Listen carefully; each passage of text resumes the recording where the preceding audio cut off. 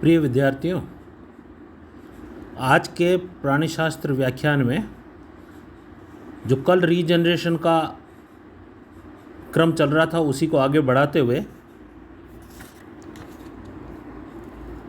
आज हम विभिन्न वर्गों में पुनरुद्भवन क्षमता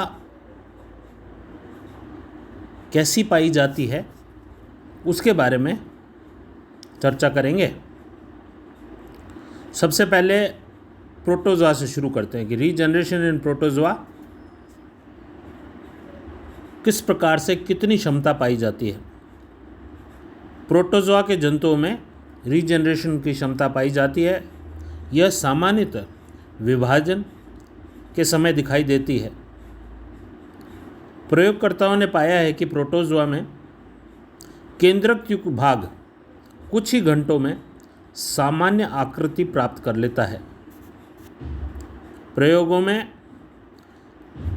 उन जंतुओं में रीजनरेशन की क्षमता अधिक पाई गई जिनमें मैक्रोन्यूक्लियस या कई केंद्रक गुरु केंद्रक पाए जाते हैं। इनके टुकड़ों में केंद्रक या केंद्रक का भाग आने पर पूरी संभावना रहती है कि ये पूर्ण प्राणी का विकास करते हैं और पूर्णतः केंद्र विहीन भाग शीघ्र ही नष्ट हो जाता है। केंद्रक के अतिरिक्त इसमें एंडोप्लाज्म और विशेषकर एक्टोप्लाज्म की एक खास मात्रा होना आवश्यक होती है। फिर है दूसरा, जब हम दूसरे वर्ग में आते हैं तो वो है पॉरीफेरा में किस प्रकार की रीजनरेशन क्षमता पाई जाती है। तो स्पंजों में दो प्रकार की क्षमता पाई जाती है। एक क्षमता पुनर्गठन की है, इसे पुनर्रचना रिकॉन्स्टिट्यूशन कहा जाता है। यदि एक रेशम के कपड़े में स्पंज कोशिकाओं को निकाला जाए तो वह सब पृथक पृथक हो जाती है। इन्हें एक पात्र में रखने पर ये कोशिकाएं पुनः एग्रीगेट पुनः संगठित हो जाती है। इसके लिए कैल्शियम, मैग्नीशियम व कोशिका सतह के कुछ बृहदाणुओं की आवश्यकता होती है। एक स्पंज के रिकॉन्स्टिट्यूशन में लगभग 200 कोशिकाओं की आवश्यकता होती। इस प्रकार टूटी हुई स्पंज में लगभग कोशिकाएं पुनः एकत्रित होकर रीजनरेशन कर एक नया जंतु का निर्माण कर लेती है। और दूसरी, इनमें कोएनोसाइट्स और आर्चियोसाइट्स अर्थात पिनेकोडर्म व कोएनोडर्म का कोशिकाओं का होना आवश्यक होता है। अगर ये दोनों टुकड़े हैं तो स्पंज का पुनः निर्माण हो सकता है। दूसरे तरह का इस प्रकार की क्षमता पाई जाती है। तीसरा है सिलिंट्रेट्स में किस प्रकार का रीजनरेशन पाया जाता है। सिलिंट्रेट जंतुओं में प्रोटोजोआ और पॉरीफेरा की तरह ही मॉर्फोलॉक्सिस रीजनरेशन पाया जाता है। अपन आगे विस्तृत रूप से हाइड्रा में रीजनरेशन, जो इब्राहिम ट्रेमले ने इसका अध्ययन किया था, उसका विस्तृत रूप से आगे अध्ययन करेंगे। हाइड्रा में के शीर्ष भाग में आधारी बिंब, आधार से शीर्ष के मध्य शीर्ष व आधार का निर्माण होता है। पुनरुद्भवन से उत्पन्न हाइड्रा आकार में छोटे होते हैं जो वृद्धि कर कर समान आकार प्राप्त कर लेते हैं।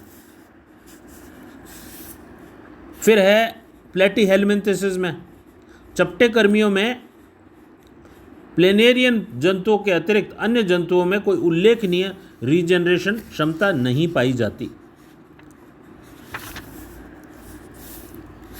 फिर उसके बाद में आता है निमटीन्स में।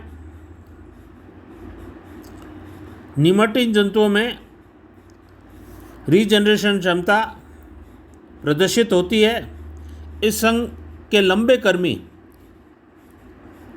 छेड़े जाने के अतिरिक्त अतिशीघ्र ही टूट जाते हैं और निचले हिस्से से सूंड टूट जाती है। शीघ्र ही ये सूंड से पिछला हिस्सा का विकास हो जाता है और अधिकांश जंतुओं के अग्रभाग में ही रीजनरेशन क्षमता पाई जाती है। परंतु लीनियस जैसे कुछ जातियों जो अलैंगिक जनन करती है उनके पश्च भाग में भी यह क्षमता पाई जाती है। निमेटोड्स के अंदर रीजनरेशन की क्षमता बहुत अल्प क्षमता पाई जाती है। एनिलिड्स के अंदर हिरुडीनिया वर्ग के जंतुओं में रीजनरेशन क्षमता प्रदर्शित नहीं होती, परंतु पॉलीगीट्स और ऑलीगीट्स के अंग विच्छेदन किए जाने पर अग्र व पश्च भाग पुनः प्राप्त कर लेते हैं। इस प्रकार दोनों वर्गों के जंतु बीच से काटे जाने पर रीजनरेशन के परिणाम स्वरूप दो जंतुओं में बदल जाते हैं, क्योंकि अगला आधा भाग रीजनरेट करता है पिछले भाग को और जो पश्च भाग रीजनरेट करता है अग्रभाग को। फिर है आर्थ्रोपोड्स में। आर्थ्रोपोड जंतुओं में भी रीजनरेशन की अल्प क्षमता पाई जाती है। कीटों में सिर्फ ये सामान्य पाई जाती है। क्रस्टेशियंस में उनके जो लिम्स हैं मात्र वयस्क अवस्था में उन तक सीमित होता है। मोलस्का में अन्य अकशेरुकियों की तुलना में मोलस्का संघ में रीजनरेशन क्षमता कम होती है। गैस्ट्रोपोडा के जंतुओं में क्षतिग्रस्त नेत्र व्रंत यानी आई स्टॉक का रीजनरेशन हो जाता है। पाद व सिर के कुछ भाग को पुनः प्राप्त हो सकता है, परंतु एनिलिड जंतुओं की तरह संपूर्ण शरीर पुनः परिवर्धित नहीं होता। फिर है इकाइनोडर्मेट्स में। एस्ट्रियोइड्स और ओफिरियोइड्स इकाइनोडर्मेट्स में अरीय समिति पाई जाती है। इन जंतुओं में भी पुनरुद्भवन की अच्छी क्षमता होती है।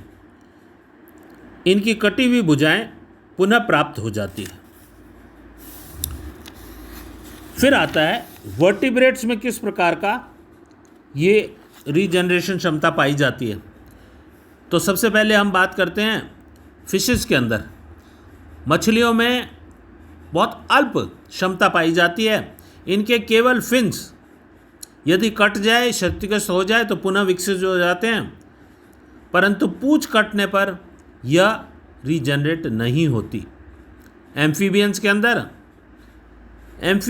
अंदर यह क्षमता वर्टिब्रेट्स में सबसे अधिक पाई जाती है और यूरोडेल्स के सदस्य जिसमें न्यूट और सैलमेंडर के लार्वा होते हैं और उनके वयस्क अवस्थाओं में भी यह क्षमता पाई जाती है, जिसके अंदर पाद है, पूंछ है, एक्सटर्नल गिल्स है, ऊपरी निचले जबड़े हैं।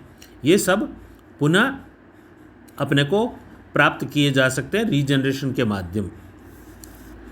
यूरोडेल के जंतुओं की तुलना में एन्यूरेंस के सदस्य में ये रीजनरेटिव क्षमता कम पाई जाती है। मेंढक में सिर्फ लार्वा की टूटी हुई पूंछ या पाद रीजनरेट होकर पुनः विकसित होते हैं। कायांतरण के बाद वयस्क में यह क्षमता नहीं पाई जाती।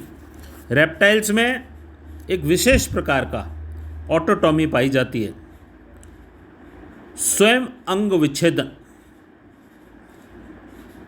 इनमें ये अपने आप पूंछ को अलग करने की क्षमता रखते हैं। जब भी शत्रु द्वारा पकड़े जाने पर या चोट पहुंचाए जाने पर ये पूंछ अधर की पेशियों को संकुचित कर अपनी पूंछ को तोड़ देते हैं। इस प्रकार शत्रु या आक्रांता के पास जंतु के सिर्फ पूंछ रह जाती है अथवा दो भागों में टूटने के कारण वह तय नहीं कर पाता कि किसे पकड़े और वह इसका फ़ायदा उठाते हुए बच जाते हैं। फिर है स्तनियों के अंदर रीजनरेशन पाया जाता है क्या? स्तनियों में रीजनरेशन की क्षमता बहुत कम होती है। इनके भ्रूण में पाद काट देने पर भी रीजनरेट नहीं होता। स्तनियों में घाव भरने तक की ही क्षमता पाई जाती है। कुछ हद तक ऊतकों की भरपाई कंपनसेटरी रीजनरेशन जैसा हमने कहा था लीवर के और किडनी के अंदर पाया जाता है कि एक डैमेज होने पर दूसरी आकृति में बड़ी होकर उसका काम कर लेती है, जिसे कंपनसेटरी रीजनरेशन कहते हैं, वो इसके अंदर देखने को मिलता है। तो जंतु जगत के विभिन्न वर्गों में ये अभी हमने रीजनरेटिव क्षमता का अध्ययन किया। मैं आशा करता हूँ कि आपको ये जिस क्रम में मैंने बताया वो समझा होगा। और मुख्य तौर पर मैं कहूँ, जो इनवर्टिब्रेट्स थे उनको अगर बीच में से काटा जाए तो वो अग्र भाग पश्च भाग का निर्माण कर लेता है और पश्च भाग अग्र का, यानी बाई डायरेक्शनल रीजनरेशन पाया जाता है, जबकि वर्टिब्रेट्स में एक दिशा में यूनी डायरेक्शनल रीजनरेशन पाया जाता है। फिर मैं एक चर्चा करना चाहूँगा एक अलग प्रकार के रीजनरेशन की, जिसे वुल्फियन लेंस रीजनरेशन कहते हैं। कोलुकी ने 1885 में यूरोडेल्स जंतुओं में पाया कि उनके नेत्र का लेंस अगर हटा दिया जाए तो वो वापस रीजनरेट कर लेते हैं, लेकिन जो रीजनरेट होता है वो लेंस का भाग ना होकर दूसरा डॉर्सल आइरिस का भाग जो आँख में पाया जाता है वो अपने आप को रूपांतरित करता है लेंस के अंदर। इस प्रकार के रीजनरेशन को हमने नाम दिया है वुल्फियन लेंस रीजनरेशन। इसको ट्रांस डिफरेंशिएशन भी कहते हैं, इसको मेटाप्लेजिया भी कहते हैं। अर्थात ये जो आपके सामने डायग्राम दिया गया है, ये डॉर्सल आइरिस होती है, बाइलेमिनेटेड लेयर, दो प्रकार की पिगमेंटेड लेयर ये आपके सामने है। दोनों पिगमेंट लेयर के बीच के अंदर की सतह डी पिगमेंटेड, आप धीरे धीरे एक बीच के अंदर खांच देख रहे हैं। ये खांच ये धीरे धीरे बल्ब नुमा आकृति होती है और इस खांच के अंदर कोशिकाएं हैं जो पहले पिगमेंटेड थी, जो एक शुरू में मैंने कहा वो पॉलिफरेट करती है, संख्या बढ़ती है उनकी। संख्या बढ़ने के बाद में वो अपनी विशेषता है उसको छोड़ती है, डी डिफ्रेंशिएट होती है और फिर वो अपनी आकार में आने के बाद में वो अपना रीडिफ्रेंशिएशन करती है, जिसके अंदर ये अपन देख रहे हैं प्राइमरी और सेकेंडरी लेंस फाइबर्स का निर्माण कर ये पूर्ण लेंस का निर्माण कर लेती है। ये सामने जो डायग्राम है ये न्यूट के अंदर हो रहे लेंस रीजनरेशन का है। जब आँख में से लेंस हटा दिया जाता है तो उसके बाद में स्वयं आँख का दूसरा हिस्सा एक लेंस को पूरा रीजनरेट कर देता है। और ये क्योंकि दूसरी कोशिका से हुआ है तो इसलिए ये एक विशेष प्रकार का लेंस रीजनरेशन है, जिसे हमने वुल्फियन रीजनरेशन कहा है, इसको हमने मेटाप्लेजिया कहा है, इसको हमने ट्रांस डिफरेंशिएशन कहा। विद्यार्थियों, आज मैं इसके आपको असाइनमेंट भी दूंगा, इसका PDF भी दूंगा। निश्चित रूप से आप ध्यान देकर करने की कोशिश करें।